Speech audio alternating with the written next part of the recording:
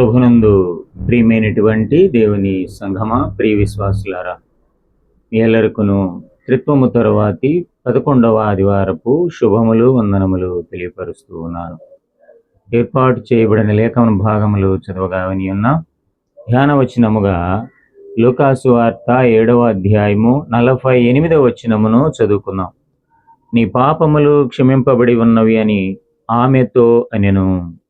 చిన్న ప్రార్థన చేసుకుందాం. సకలాశీర్వాదములకు కారణభూతుడమైన మా ప్రియ పరలోకపు దేవా, త్రిత్వము తర్వాతి 11వ ఆదివారపు వర్తమానమును వినబోతూ ఉండగా నన్ను మీ సెలవు చాటును మరుగుపరుచుకుని బిడలకు కావలసిన ఆత్మీయ ఆహారముతో వారిని తృప్తిపరిచి బలపరచమని యేసునామమున అడుగుచున్నాను పరమ తండ్రి, ఆమేన్. త్రియేక దేవుని నుండి ప్రభువైన యేసుక్రీస్తు నుండి కృపయు సమాధానం మీకు కలుగునుగాక, ఆమేన్. ప్రియమైనటువంటి వారులరా, ఒక కథ విని వర్తమానంలోనికి వెళదాం. ఉపమానం. ఒక వ్యక్తి చంద్రమండలమునకు వెళ్ళి వచ్చాడట. ఆ వ్యక్తి, నేను చంద్రమండలం వెళ్ళాను, కానీ అక్కడ దేవుడు నాకు కనబడలేదు, కాబట్టి దేవుడు లేడు అని కరపత్రములు ముద్రించి పంచుచూ ఉన్నాడు. అయితే ఆ కరపత్రములు చదివిన వారిలో ఒక చిన్న పాప ఉన్నది. ఆ పాప ఒక పోస్ట్ కార్డు మీద ఆ వ్యక్తికి ఉత్తరం రాస్తూ ఉన్నది. అయ్యా, చంద్రమండలంలో దేవుడు కనబడతాడని నీకు ఏ గ్రంథంలో నీవు చదివావు?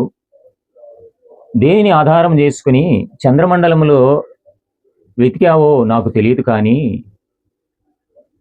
పరిశుద్ధ గ్రంథములో మత్తయి సువార్త 5వ అధ్యాయం 8వ వచనములో హృదయ శుద్ధి గలవారు ధన్యులు, వారు దేవుని చూచెదరు అని వ్రాసి ఉన్నది.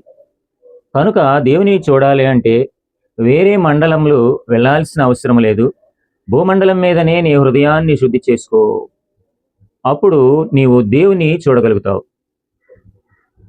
హృదయ శుద్ధి కావాలి దేవుని చూడాలంటే. స్వస్థపరచు దేవుడు అయిన ప్రియమైనటువంటి దేవుని బిడలారా, హీబ్రూ భాషలో యెహోవా రాఫా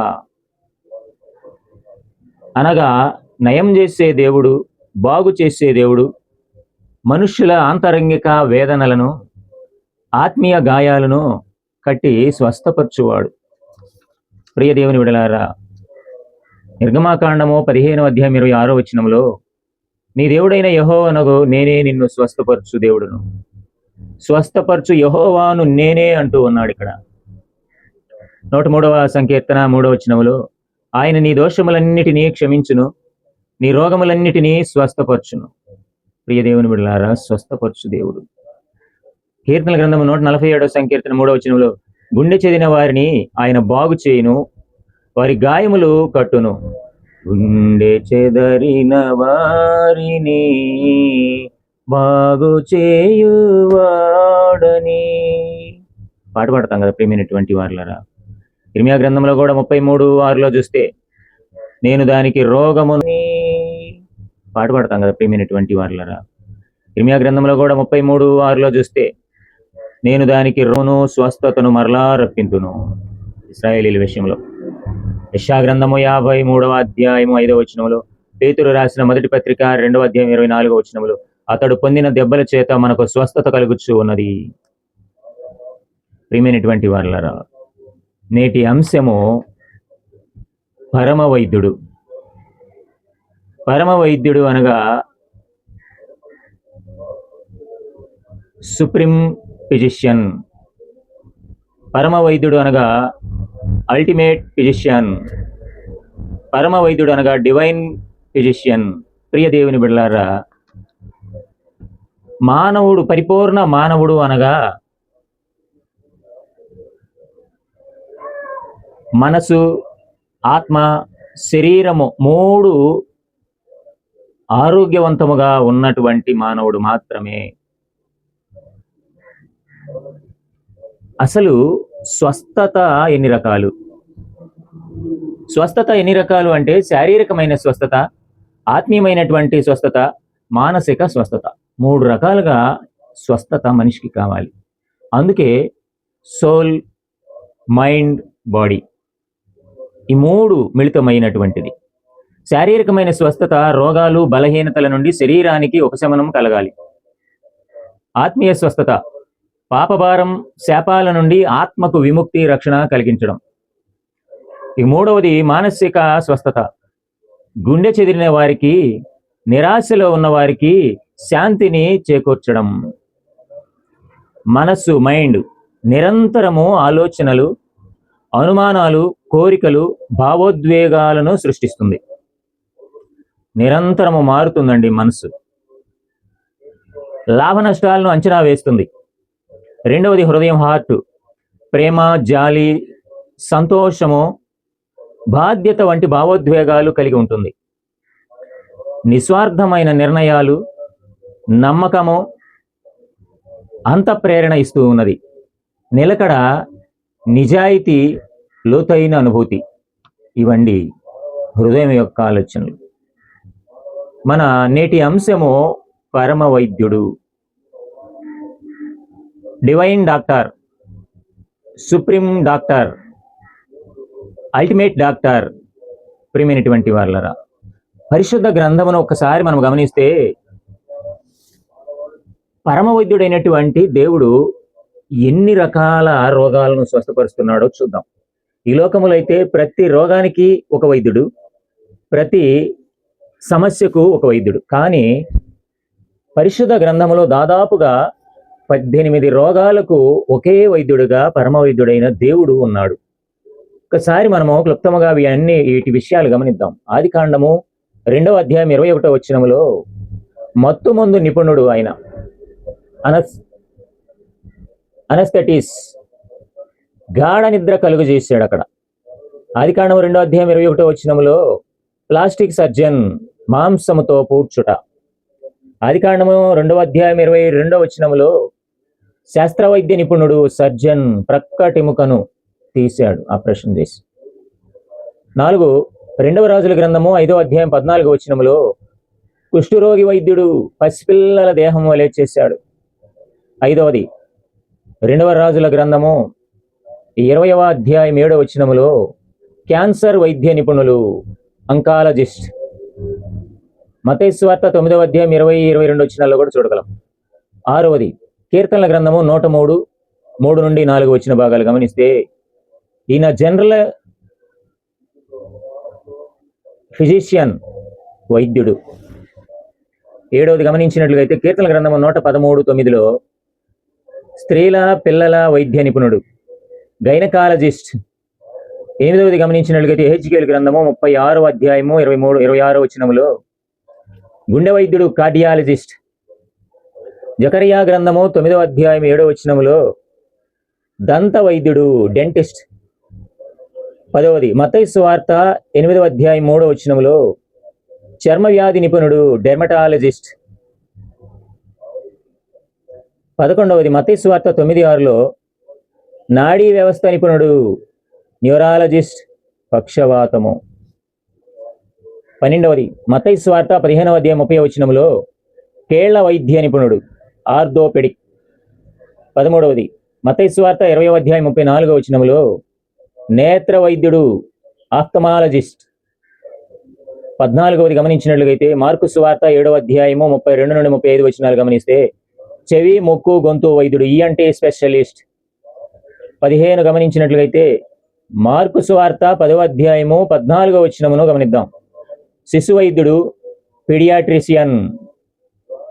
16 గమనించినట్లయితే లూకా సువార్త 8వ అధ్యాయం 33వ వచనములో మానసిక వైద్యుడు, సైకియాట్రిస్ట్. 17వది గమనించినట్లయితే లూకా సువార్త 14:2 నుండి 4 వచనాల్లో మూత్రపిండ వైద్యుడు, నెఫ్రాలజిస్ట్. 18 చివరిగా గమనించినట్లయితే యోహాను సువార్త 10వ అధ్యాయం 10 నుండి 11 వచనాల్లో జీవితానికి భద్రతనిచ్చే నిపుణుడు, లైఫ్ సేవింగ్ స్పెషలిస్ట్. ప్రియ దేవుని బిడలారా, ఈ లోకంలో ఒక్కొక్క రోగికి, ఒక్కొక్క రోగానికి ఒక్కొక్క వైద్యుడు ఉంటే మన పరమ వైద్యుడు ultimate healing, ultimate physician, ultimate డాక్టర్గా 18 రోగాలకు వైద్యము చేసే పరమ వైద్యుడు. అపాయింట్మెంట్ అవసరం లేదు, హెల్త్ కార్డు అవసరం లేదు, ఆధార్ కార్డు అవసరం లేదు, మనీ అవసరం లేదు. జస్ట్ ఆయనను పేరుతో పిలవండి, ఎక్కడైనా ఎప్పుడైనా తల నుండి అరికాలు వరకు స్వస్థత శీఘ్రముగా లభించును. ఇదండి ఆయన ఫోన్ నెంబర్ ఇస్తున్నాడు మనకి. ఇర్మియా గ్రంథము 33వ అధ్యాయం 3వ వచనములో, నాకు మొర్రబెట్టుమో, నేను నీకు ఉత్తరం ఇచ్చేదను, నీవు గ్రహింపలేని గొప్ప సంగతులను, గూఢమైన సంగతులను నీకు తెలియజేతును. ప్రియ దేవుని బిడలారా, మన నేటి అంశము పరమ వైద్యుడు. ఆంధ్ర క్రైస్తవ కీర్తన పుస్తకంలో మనం గమనించినట్లయితే 599వ కీర్తన, పరమ వైద్యుడ భారతీయుల వ్యాధి బాధలు బాపుమా. ఆ పాట మనము చక్కగా దేవాలయంలో పాడి దేవుని నామాన్ని మనము మహింపరచాలి. ప్రియమైనటువంటి వారలారా, పాత నిబంధన లేఖన భాగములలోకి వెళదాం రండి.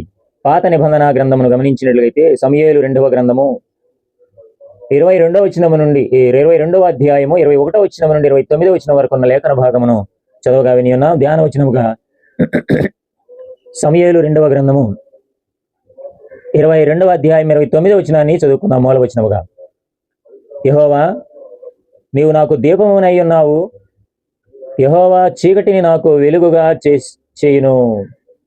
ఇక్కడ ఉపాంశము ఆత్మకు చికిత్స, సోల్ హీలింగ్.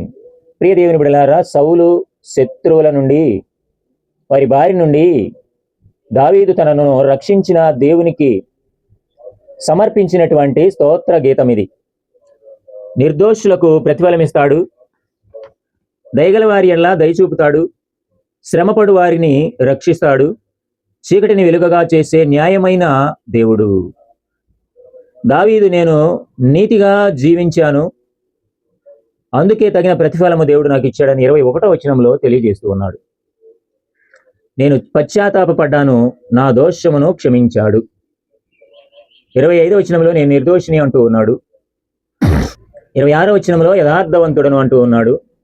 27వ వచనంలో సద్భావము గలవాడను అంటూ ఉన్నాడు. ప్రియ దేవుని బిడ్డలారా, ఆయనకి ఇష్టలుగా ఉండాలి. ఆత్మకు చికిత్స జరిపించుకున్న వారందరూ ఆయన బిడలే. అందుకే 3 విషయాలు గమనిద్దాం మనం. ఒకటి, ద్వితీయోపదేశకాండము 33వ అధ్యాయం 12వ వచనంలో, బెన్యామీనును యెహోవాకు ఇష్టుడు. బెన్యామీను యెహోవాకు ఇష్టుడట, అక్కడ చెప్తున్నాడు దేవుడు. రెండవదిగా యెషయా గ్రంథము 43:4లో, నా దృష్టికి ప్రియుడవైనందున. యాకోబును గురించిన ప్రవచనం ఇక్కడ చూస్తున్నాం, దేవుని దృష్టికి ప్రియుడై ఉన్నాడట. ఇక మూడవది దానియేలు గ్రంథము 9:23లో, నీవు బహుప్రియుడవు గనుక నీకు శక్తి ఇచ్చుటకు నేను వచ్చి తిని. వీరందరూ వీరి ఆత్మకు శాంతిని కలిగి ఆనంద సంతోషాలతో జీవించారు. అలానే దావీదు కృతజ్ఞతాస్తుతులు చెల్లిస్తూ ఉన్నాడు. శ్రమపడు వారికి రక్షణ. ప్రియ దేవుని బిడలారా, పాత నిబంధనలో ఉపాంశము ఆత్మకు చికిత్స. పరిపూర్ణ మానవుని యొక్క సంతోషములో హృదయానికి, ఆత్మకు చికిత్స అవసరమో అది దావీదు పొందుకున్నాడు, బెన్యామీను పొందుకున్నాడు, యాకోబు పొందుకున్నాడు, దానియేలు పొందుకున్నాడు. ప్రియ దేవుని బిడలారా, పత్రికా పాఠ్య భాగంలోకి వెళదాం. రోమా పత్రిక 10వ అధ్యాయము 4 నుండి 18 వచన భాగములు చదవగా విని ఉన్నాం. ధ్యాన వచనముగా రోమా పత్రిక 10వ అధ్యాయం 9వ వచనాన్ని చదువుకున్నాం. అదేమనగా, యేసు ప్రభువని నీ నోటితో ఒప్పుకొని దేవుడు మృతులలో నుండి ఆయనను లేపెనని నీ హృదయమందు విశ్వసించిన ఎడల నీవు రక్షింపబడుదువు. ప్రియ దేవుని బిడలారా, ఇక్కడ ప్రాణమునకు చికిత్స, లైఫ్ హీలింగ్. అక్కడేమో సోల్ హీలింగ్, ఇక్కడేమో లైఫ్ హీలింగ్. పౌలు రోమా విశ్వాసులను బలపరుస్తూ ఉన్నాడు. నరవతారి అయిన యేసు పునరుద్ధాన ప్రత్యక్షతను బట్టి వాక్యము విని విశ్వసించి ఒప్పుకొనిన వాడు రక్షింపబడును. అన్యుడని యూదుడని భేదము లేదు, విశ్వాసము ఒక్కటే, ప్రార్థన ఒక్కటే, ప్రభు ఒక్కడే, విశ్వసించుట దేవుని నీతి అని తెలుపుచున్నటువంటి సందర్భము. ప్రియమైనటువంటి వారలారా, ఇశ్రాయేలు క్రీస్తును తృణీకరించుట. ఇక్కడ రోమాపత్రిక 10వ అధ్యాయము 1వ వచనం నుండి 15వ వచనం వరకు పౌలు తన స్వనజనులైనటువంటి ఇశ్రాయేలుల రక్షణ పొందవలెనని ఏ రీతిగా ప్రయాసపడుతున్నాడో అలానే అన్యజనుల రక్షణ కొరకు ఆసక్తి కనబరుస్తూ ఉన్నాడు. ఇశ్రాయేలీలు ఆచారాలకు ఇచ్చిన ప్రాధాన్యత, ఆసక్తి ఆత్మను గూర్చిన జ్ఞానమునకు ఇవ్వలేదు. ఇదండి 9 నుండి 10 వచనాల్లో గమనిస్తే, క్రైస్తవ విశ్వాసమునకు ప్రధాన అంశాలు ప్రస్తావించబడినవి. ఒకటి, యేసు ప్రభు అని నోటితో ఒప్పుకోవాలి. గ్రీకు భాషలో ప్రభు అను పదము కురియోస్, దీని భావము ఇతరులను గౌరవించుట. ఏ. బి. రోమా చక్రవర్తికి వాడబడినటువంటి పదము. సి. గ్రీకులు తమ దేవతలకు వాడబడినటువంటి పదము. డి. పాత నిబంధనలో యెహోవాకు వాడబడినది. ఈయనే చక్రవర్తి, దేవునిని మించిన చక్రవర్తి లేడు అని ఒప్పుకొనుచూ ఉన్నారు, ఒప్పుకోవాలి మనం కూడా. రెండవది, దేవుడు మృతులలో నుండి ఆయనను లేపినని నమ్మాలి, 7వ వచనంలో. మూడవది, హృదయములో విశ్వసించుట కాదు, పెదవులతో ఒప్పుకోవాలి, 8వ వచనంలో. 4, అప్పుడు రక్షణ పొందుదువు, 13వ వచనంలో. ఎందుకనగా ప్రభువు నామమును బట్టి ప్రార్థన చేయవాడెవడో వాడు రక్షింపబడును. 8వ వచనం అంటున్నాడు కదా, నీ నోటను నీ హృదయమును ఉన్నది, అదేమని చెప్పుచూ ఉన్నది? వాక్యము నీ యొద్దను నీ నోటను నీ హృదయములో ఉన్నది, అది మేము ప్రకటించు విశ్వాస వాక్యమే. ప్రియమైనటువంటి వారలారా, ప్రాణమునకు చికిత్స, ఆత్మకు రక్షణ. 17వ వచనంలో అంటున్నాడు కదా, కాగా వినుట వలన విశ్వాసము కలుగును, వినుట క్రీస్తునకు వచ్చిన మాట వలన కలుగును. కాబట్టి ప్రియమైనటువంటి వారలారా, పత్రికా పాఠ్యభాగం మనకేం తెలియపరుస్తూ ఉన్నదంటే లైఫ్ హీలింగ్, ప్రాణమునకు చికిత్స అంటే బ్రతికుంటామండి, రక్షణ పొందుకోవడమే. ఇక మూడవదిగా స్వార్థ పాఠ్యభాగంలోకి వెళదాం. లోకా స్వార్థ 7వ అధ్యాయము 36 నుండి 50 వచనాలు చదువుగా విని ఉన్నాం. 47వ వచనమును ధ్యాన వచనముగా చదువుకుందాం. ఆమె విస్తారముగా ప్రేమించెను గనుక ఆమె యొక్క విస్తార పాపములు క్షమింపబడినవని నీతో చెప్పుచూ ఉన్నాను. ఎవనికి కొంచెముగా క్షమింపబడునో వాడు కొంచెముగా ప్రేమించునని చెప్పి. ఇక్కడ ఉపాంశము శరీరమునకు చికిత్స, బాడీ హీలింగ్. పరిసయ్యుని అంట బోధకుడు కూర్చున్నాడు. యేసు పాదాలు కన్నీటితో తడిపి తన వెంట్రుకలతో తుడిచి పాదాలను ముద్దాడిన అత్తరుతో అభిషేకించిన పాపాత్మురాలైన స్త్రీ విస్తారముగా తన పాపాలు క్షమాపణ పొందిందని చెప్పవచ్చు. సమాధానముతో ప్రభువు పంపిన సందర్భం అండి ఇది. ప్రియ దేవుని బిడలారా, పాపాత్మురాలైన స్త్రీ క్రీస్తు పాదాలను అభిషేకించుట 36వ వచనం నుండి 39వ వచనం వరకు. ఇద్దరు రుణస్థులను గూర్చిన ఉపమానము 40వ వచనం నుండి 50వ వచనం వరకు. బోధకులను గౌరవించు పద్ధతి ఇక్కడ కనబడుతూ ఉన్నది. అతిథి రాగానే కాళ్లకు నీళ్ళిచ్చి దుమ్ము కడుక్కొనడానికి సహకరించడం. బహుశా ఇది క్రీస్తును ఆంతరంగికంగా ఆరాధించు విధానము, ఆతిథ్యం ఇవ్వడము కనబడుతూ ఉన్నది. యేసును మాటలలో క్రియలలో తప్పుపట్టి నేరము మోపాలన్న ఉద్దేశముతో ఆహ్వానించినట్టు తెలుస్తుంది. యాకోబు పత్రిక 2వ అధ్యాయం 26వ వచనంలో క్రియలు లేని విశ్వాసము మృతము అంటూ ఉన్నాడు. గలతీ పత్రిక 5వ అధ్యాయం 6వ వచనంలో ప్రేమ వలన కార్య సాధకమగు విశ్వాసమే ప్రయోజనకరమగును అంటూ ఉన్నాడు. మత్తయి సువార్త 13వ అధ్యాయం 15వ వచనంలో కనులారా చూతురు గాని తెలుసుకొనరు.